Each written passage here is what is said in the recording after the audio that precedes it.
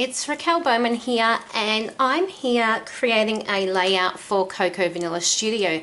Now, just this past weekend, we've had our national or international scrapbook weekend celebrations over at Cocoa Vanilla, and Zoe surprised everyone in our Facebook group with a free project kit or printable kit.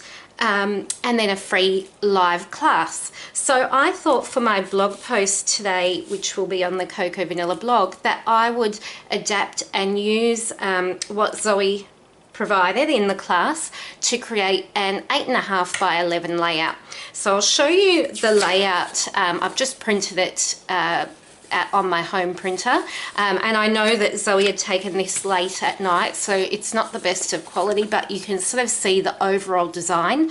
So this is a 2-photo 12 by 12 layout, and then these are the photos that I've printed.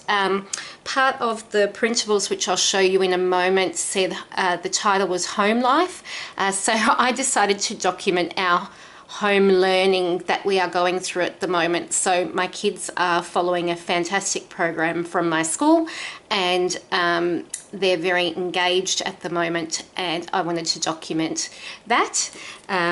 It's been an interesting juggle, and at the moment I'm feeling a little bit awkward creating process videos because I've been doing teaching videos for 3+4 hours every day between filming and editing.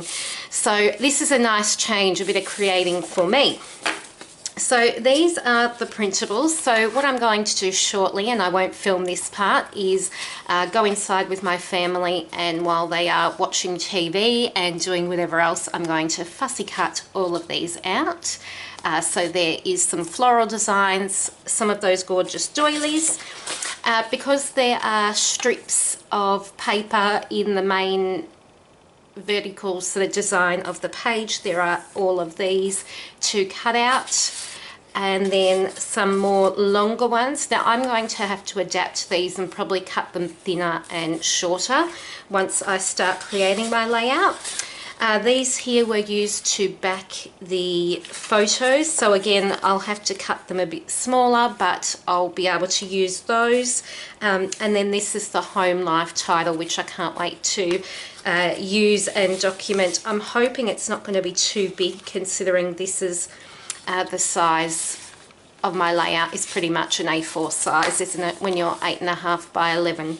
So we will see. So when I get back, I will be going through my process of popping this together, and all of these bits will be magically cut out and ready to create. Okay, so as I said, I did go off and cut all of the bits and pieces out off screen, and now I'm working on matting my photos. So this was exactly the purpose of those 3x4 sort of style cards that Zoe had designed, was so that you use them to mat your photos. So I did exactly that. Around Jack's photo I used the blue paper and then the wood grain, and around Charlotte's I used the pink and the wood grain. So I'm just showing you now. I was having a bit of a play around with those title pieces, and I wasn't loving the large font. I think because my page size is smaller, I knew I was going to have to adapt it in some way, but I was just making sure that I could fit 3 sort of clusters of embellishments on the page with the 2 photos as well. So I decided to mat my whole layout in that pink design, and off camera I machine stitched around the entire border. I really like framing my layouts using a pattern paper and just sort of connecting everything back together. And then with these sort of paper strips, I had cut a few sort of binding edge vellum pieces to work in with that as well, but I didn't end up using those in the end. And I'm just using my ATG to adhere, even though my ATG is playing up. As you can see, it is driving me absolutely crazy. But I'm trying to persevere because I have so much of the adhesive that I need to keep using it. So I'm just working on the pattern paper strips going all down the page, and I did cut some of them thinner than what the page printable page kit sort of had, just because I have a smaller layout. And what I do off screen is machine stitch this as well. The process of pulling all the threads back through is quite time consuming, but I like the finished look, and I like how I know that the threads will be secure and won't sort of unravel. So I pull all the threads through to the back and just stick those down with some washi tape. And now I'm working on my photo placement. So originally I had the photo of Charlotte on the right and Jack on the left, and then after I swapped it over, I was actually a lot more happier with it, I think because of the way that Charlotte was looking. It looked better having her in that left corner. So I adhere her photo down with some foam adhesive, and then Jack's I'm just using some sticky dots. They're an American Crafts one. They're amazing, but I don't know where you actually get them anymore, and I've had them for quite a long time and they just last forever. So I'm using, and I end up only using one of the doily pink pieces on this layout. I think because I am adapting the design to an 8.5 by 11, I do have to change obviously some of the things just to make my layout stay balanced. So I wasn't able to sort of fit a couple of those doilies in. And then I'm working on my clusters. So I always work in threes. I've got one to the top left, one to the middle right, and then one to the bottom left corner. And I love to be able to add dimensional adhesive like your foam tape, just to make them look and pop off the page. Now what I do end up grabbing, and I hadn't gone into this stash for a while, is I have some wood veneer pieces. Those are from Free Spirit. That is an older collection from Cocoa Vanilla, and also that Memories word, which was perfect for this, Home Memories, was from the Colour Me Happy wood veneer.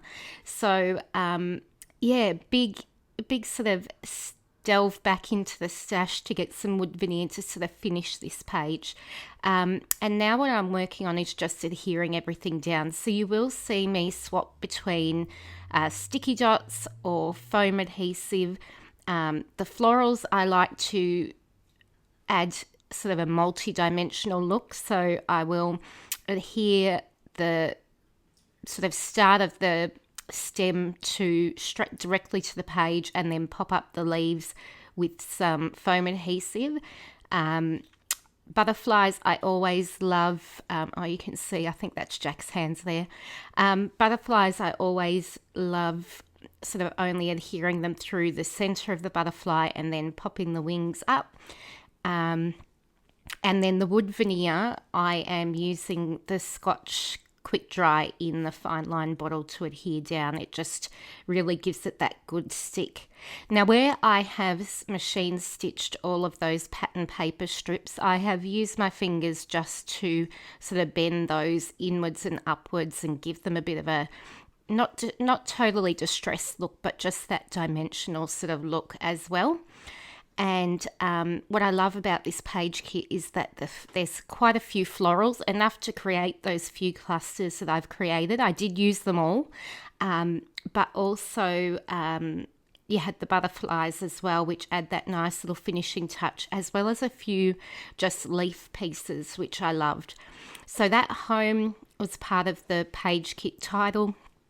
And then I'm going to add the wood veneer memories underneath that. So instead of it being home life for the page kit, it's home memories now. And it did take me a while to figure out how to place the title. That's because I knew that I wanted to add a little bit of journaling. I don't like my pages being too busy, and I'm not used to really having a whole background covered in pattern paper, sort of like this is, even though it's in strips.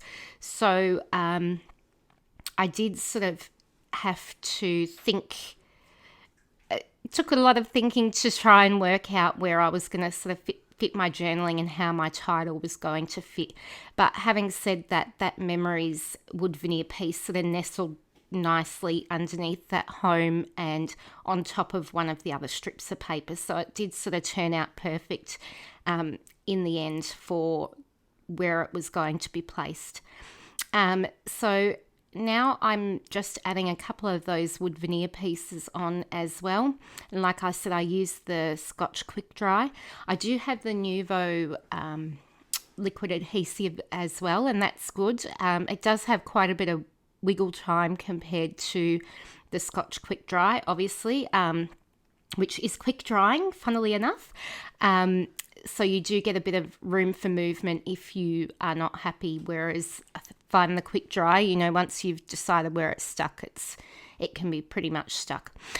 So here with that Memories, I was thinking about sort of layering it on top of that home die cut, and that's how I had planned it. So this is the next day when I was adhering everything down.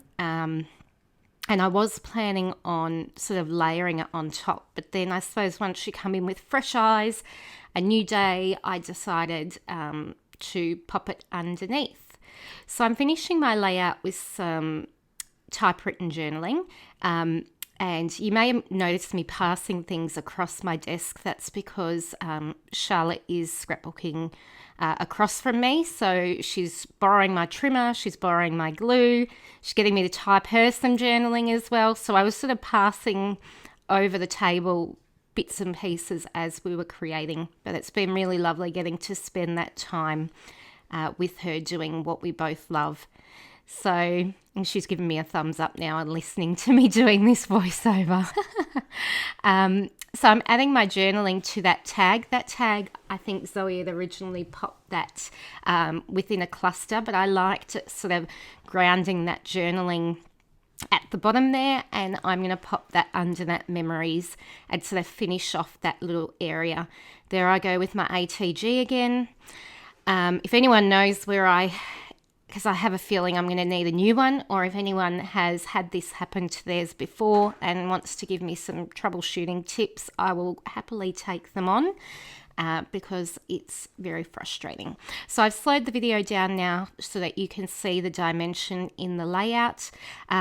So this is a printable kit. It could be, hopefully, something that we see with Cocoa Vanilla in the future. It was a really nice, easy and fun layout to create. And I'm leaving you with some close-ups.